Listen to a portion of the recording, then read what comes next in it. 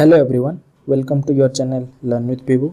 Today in this video we'll be discussing about the decision of Supreme Court on UGC regarding the conduct of examination. तो ये जो semester exams थे ये कैसे conduct किए जाएंगे इसके बारे में हम इस वीडियो में बात करेंगे। सुप्रीम कोर्ट ने अपना डिसीजन दे दिया है और वो डिसीजन किन किन बेसिस के ऊपर दिया गया है इसके बारे में भी देखेंगे। Before moving to the video, please make sure you are subscribed to the channel and hit that bell icon to get notified as well. So let's start this video. देखो यहाँ पे मैंने हिंदुस्तान टाइम का एक आर्टिकल लिया है। यहाँ पे देखो UGC right to make exam compulsory but state can postpone schedule. तो ये बताया गया है कि अब स्टेट के पास ये भी पावर दे दिया गया है, स्टेट को भी ये पावर दे दिया गया है कि वो अपना जो एग्जाम्स था उसको रीशेड्यूल कर सकते हैं, पोस्टपोन कर सकते हैं। यूजीसी ने पहले कुछ डेट बता दिए थे, इसके अंदर आपको ये एग्जाम्स कंडक्ट करने हैं। अब इसको स्टेट के पास पावर दे दिया गया है, तो इसके बारे में पूरा जानकारी लेंगे। The supreme court ruled that the state are empowered under the disaster management act 2005 to override university grants commission UGC exam guidelines in order to protect human life and कोविड-19 पैंडेमिक। तो यहाँ पे ये बताया गया है को स्टेट को ये पावर दे दिया गया under the disaster management act. इस एक्ट के अंदर, डिजास्टर मैनेजमेंट एक्ट 2005 के अंदर ये स्टेट को पावर दे दिया गया है कि जो यूनिवर्सिटी ग्रांट कमीशन एग्जाम का गाइडलाइन था उसको ओवरराइड कर सकते हैं स्टेट्स चाहे तो यहाँ पे देखो यूजीसी के बारे में थोड़ा बहुत बात कर लेते हैं। ये स्टैट्यूटरी बॉडी है। इसका मतलब क्या है? It's a non constitutional body setup by parliament, जो कि कॉन्स्टिट्यूशन में नहीं लिखा गया था, उसको बाद में बनाया गया पार्लियामेंट के द्वारा, एक लॉ और बिल पास करके ये बनाया गया। And it came up in 1953, ठीक है, केम इनटू एग्जिस्टेंस इन 1953। ये आपको याद रखना है। ये किसके अंदर काम करता है इसको भी आपको याद रखना है। It works under the ministry of education. ये अब बदल के मिनिस्ट्री ऑफ एजुकेशन हो गया है, इसको आप याद रखना है। It's work under the ministry of education. तो यूजीसी का काम क्या क्या है इसके बारे में थोड़ा बहुत एक दो पॉइंट में मैं बताता हूँ। तो पहले इसका काम है स्टैंडर्ड ऑफ टीचिंग क्या है इसको देखेगा। ये standard of teaching in various university, in various colleges, ये चेक करेगा स्टैंडर्ड ऑफ टीचिंग क्या है। And it will check the examination process. Examination process कैसे किया जाता है हर कॉलेज में या किसी यूनिवर्सिटी में, इसको भी ये चेक करेगा।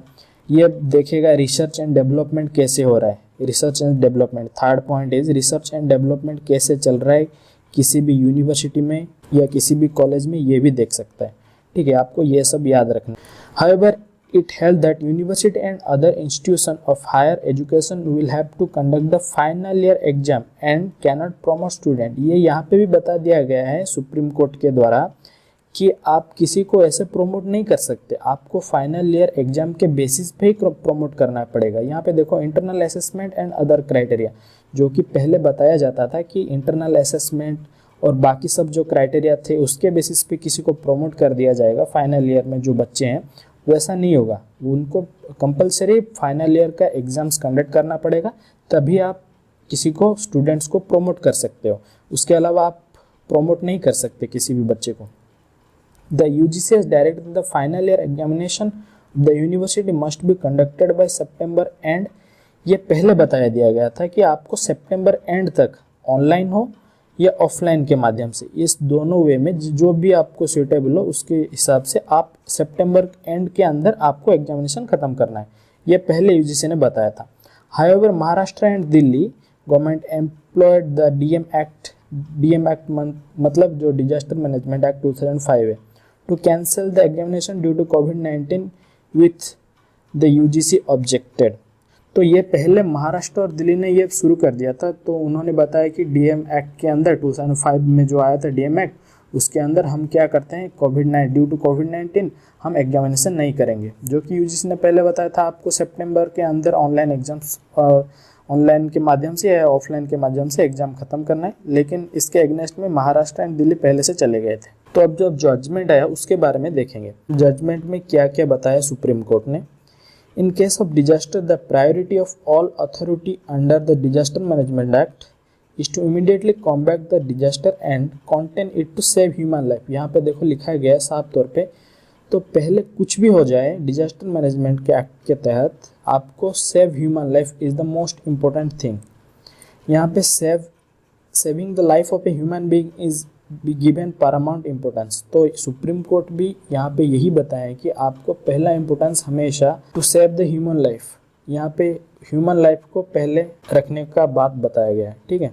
However, the power of states under the DM Act do not extend to promoting students on the sole basis of internal assessment without taking exam।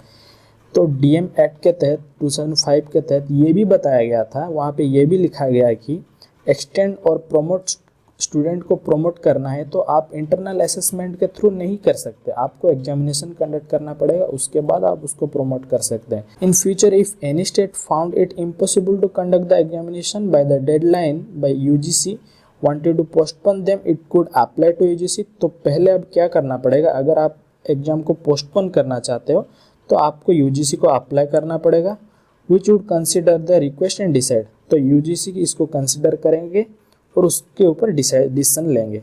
तो अब स्टेट को ये करना पड़ेगा, अगर कोई भी एग्जाम वो कंडक्ट करना चाहता है या डिले भी करना चाहता है तो ये यूजीसी को बताएगा, वो लोग कंसिडर करेंगे and they will take the decision on behalf of that. Also the states and university can not dismiss UGC guideline. तो यूजीसी का जो गाइडलाइन है उसको भी हम मना नहीं कर सकते, जो भी गाइडलाइंस हैं उसको भी मानना पड़ेगा। They were necessary for the determination and standard in the institution. तो मैंने जैसे कि पहले बताया था, यूजीसी का काम है स्टैंडर्ड ऑफ टीचिंग को देखना, एग्जामिनेशन प्रोसेस कैसे होता है उसको देखना, रिसर्च एंड डेवलपमेंट के बारे में देखना।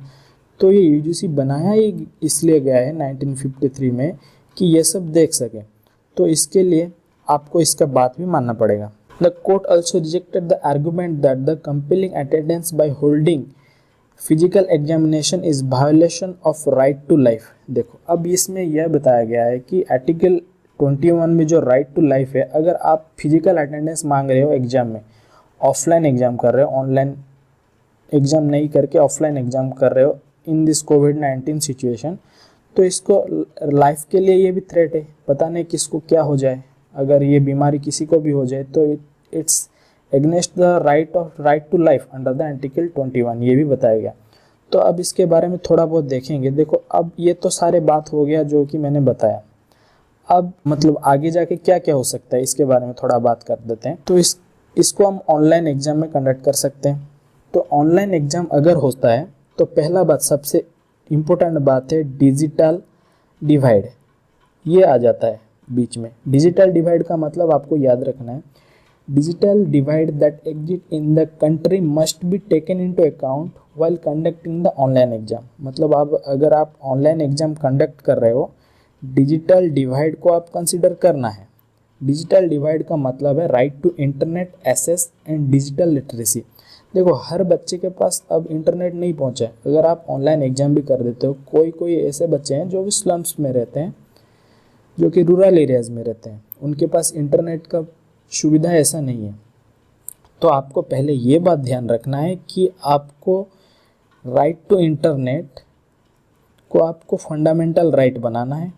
उसके बाद अगर आप चाहो तो ये एग्ज़ाम कर सकते हो, जैसे केरला ने किया, right to internet is a fundamental right in Kerala.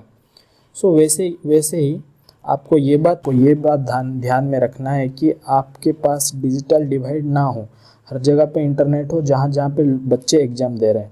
That's it for this video. Thank you. जय हिंद।